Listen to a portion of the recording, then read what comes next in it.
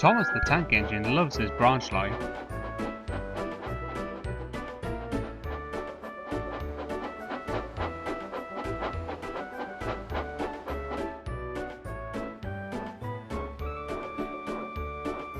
One day, when he stopped at a small station, some children looked sad.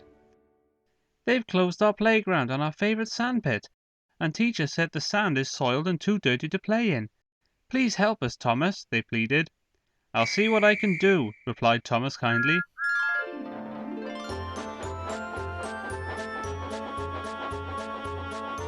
Thomas hoped things weren't quite as bad as the children had made them out to be, but as he passed the playground, a large sign read, "Playground closed until further notice."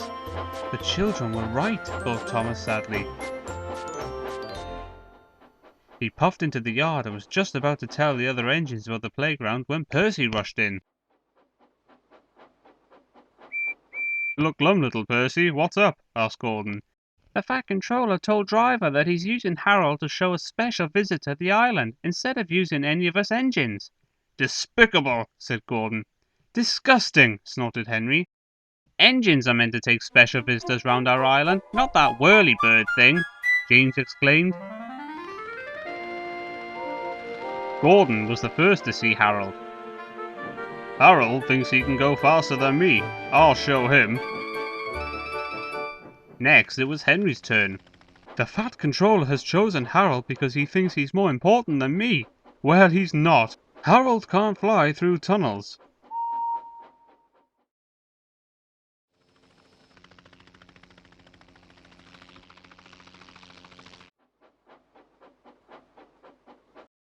Percy stopped at a signal on the branch line near a field where sheep were grazing. Harold hovered for a while and then buzzed away.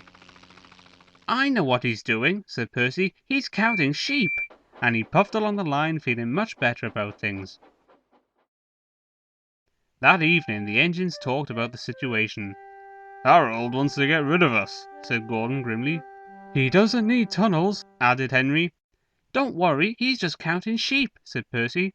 "Counting sheep? Pah!" snorted Gordon. "He's counting how many engines he can get rid of. He'll see how useful I am tomorrow." Thomas wanted to mention the children's playground, but solving the mystery of Harold and the special visitor came first. The next day, Gordon was travelling to collect his train. "We'll show that whirlybird just how fast you can go, Gordon," said his driver. Because they were watching Harold, they missed the signal and went onto the wrong line. Gordon was travelling to trouble. Ahead was a tunnel under repair. His driver reduced steam and braked hard, but it was too late.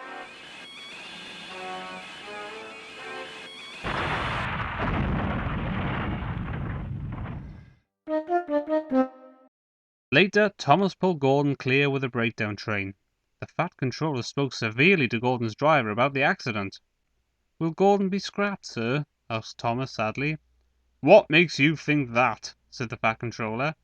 Thomas decided to pluck up courage. "Because the engines think the special visitor is here to see if we can be replaced by Harold." The Fat Controller laughed. "Oh, well, the engines are wrong, and you shouldn't listen to rumours, Thomas. This gentleman is making a new playground for the children. It was easier to find a suitable site from up in the air." "And what's more," said the special visitor, "that tunnel sand would be perfect for the playground. Found by accident and rumour, you might say." The Fat Controller still uses Harold to fly above the island. All the engines know that Harold isn't spying on them. He is, in his way, just being very useful.